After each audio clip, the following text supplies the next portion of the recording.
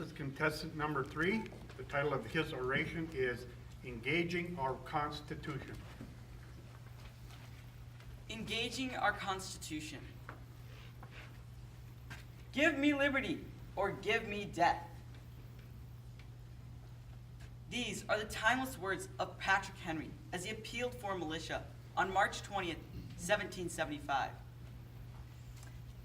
A year later, over 50 men from 13 states mutually pledged to one another their lives. For what? For freedom. Freedom was the very thing the Constitution was designed to preserve. We would agree that freedom without responsibility is anarchy. Elbert Hubbard declared, "Responsibility is the price of freedom."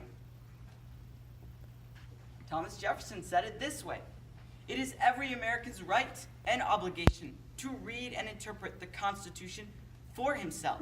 Let me ask you, is it possible to have too much freedom? Here's an even better question. Is it possible to have too much government?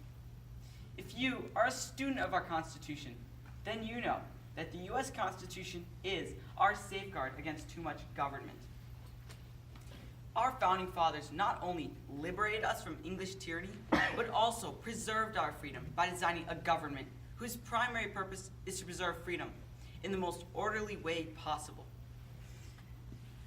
The 3 branches of government were created in response to an oppressive English monarchy. Our founding fathers crafted the Constitution to preserve a free and independent country. What was their plan for preserving our freedom? 3 mutually accountable branches. The legislative branch is built upon the House of Representatives and the Senate. The duties of the House include the power to initiate bills, the authority to collect taxes, the ability to impeach federal officials, and the duty to elect the president if there's a tie in the Electoral College. The Senate has the power to both impeach a government official and approve any treaties made by the executive branch. The U.S. Senate is also responsible for approving or rejecting presidential nominees for posts in the executive or judicial branches. The executive branch of the U.S. government is commander-in-chief of the military, is the one who signs bills to become laws, and is the only branch that has the power to veto a bill. Understanding where this responsibility ends in each branch of government is what being an American is all about. Our founding fathers had specific intentions for each of the 3 branches. For example, the judicial branch has the responsibility of interpreting the U.S. Constitution, reviewing laws, and deciding on cases involving states' rights. What if our founders would have given us only 2 branches of government? If they would have mixed the executive branch with the judicial branch? What would happen then? The president would be in control of almost everything. A monarchy is exactly what they were trying to avoid when they wrote and signed the Constitution. James Madison said, "The truth is that all men having power ought to be mistrusted." Our founding fathers had specific intentions for each of the 3 branches. They saw the future and purposely avoided political traps like these by designing checks and balances between mutually accountable branches. Sandra Day O'Connor stated, "It matters enormously to a successful democratic society like ours that we have 3 branches of government, each with some independence and some control over the other 2. Looking back, the Constitution allocates lawmaking responsibilities to Congress and Congress alone, interpretation of these laws to the judicial branch, and the day-to-day operation to the executive branch. Listen how Andrew Jackson spoke so specifically to the need for judicial objectivity and integrity. He said, "All the rights secured to the citizen under the Constitution are worth nothing and a mere bubble, except guaranteed to them by an independent and virtuous judiciary." Abraham Lincoln said, "We the people are the rightful masters of both Congress and the courts, not to overthrow the Constitution, but to overthrow the men who pervert the Constitution."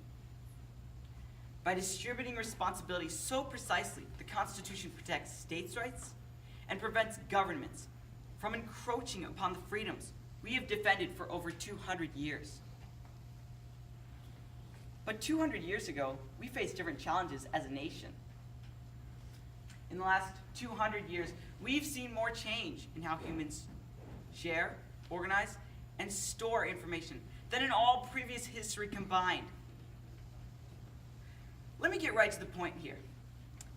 If we Americans, are content to rely upon our government to be the sole interpreters of our Constitution, then we've completely lost sight of the purpose of the U.S. Constitution. Americans, we need to engage our Constitution. America's 60% participation in the last presidential election indicates that voting is a very low priority. And yet, is there a person in this room that would not agree that voting is among our first civic responsibility as Americans? Why is voting such a low priority? Because we have a shallow and cursory knowledge of what the Constitution stands for and what its authors intended. The Constitution is a living document. We need to engage it as we would engage in conversation with a close friend. We need to love it. We need to understand it. So that we will be more comfortable passing this knowledge onto this generation and the next. September 17th is Constitution Day. Public schools are called upon nationwide to teach our Constitution on this day.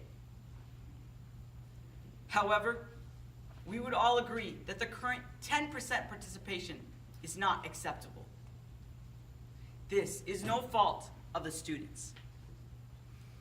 I think we can agree that Americans, with the exception of the American Legion, are constitutionally ignorant.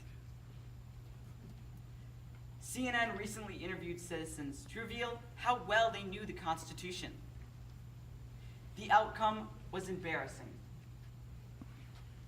37% of Americans could not name a single right protected by our First Amendment. Not only that, 33% could not name one of the 3 branches of government. John Quincy Adams fought to end slavery his entire life without seeing the fruit of his labor. After 1 term as president and 17 years as a congressman, our 6th president died of a stroke fighting to end slavery.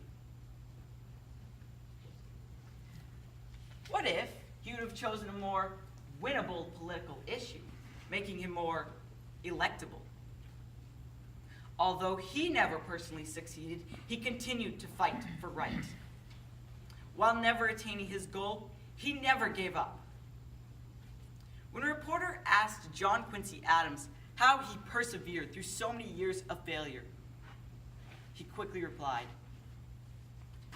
"Duty is ours. Results are God's." However, Adams had a protege by the name of Abraham Lincoln. Lincoln also had a passion to see the end of slavery. Abraham Lincoln succeeded because Adams had a vision that extended beyond his own political success. We may not see the fruit of our efforts, but it is our duty to read, study, and teach our Constitution. After being tested for over 2 centuries, the Constitution still works. It is our living document. We need to engage it as we would engage any other living thing with certain obvious sensitivities and understandings. 200 years from now, the Constitution will continue to be amended, but it will only serve us effectively as long as we remember it was designed to preserve freedom and to protect us from an oppressive or excessive government. The Constitution was written by the hand of men who experienced the heavy hand of tyranny. Thomas Jefferson said, "Educate and inform the whole mass of the people. They are the only sure alliance for the preservation of our liberty." Our founders earned their freedom. How will we earn ours?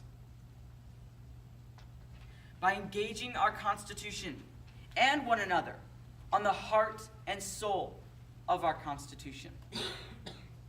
Martin Luther King Jr. said, "Our lives begin to end the day we become silent about things that matter."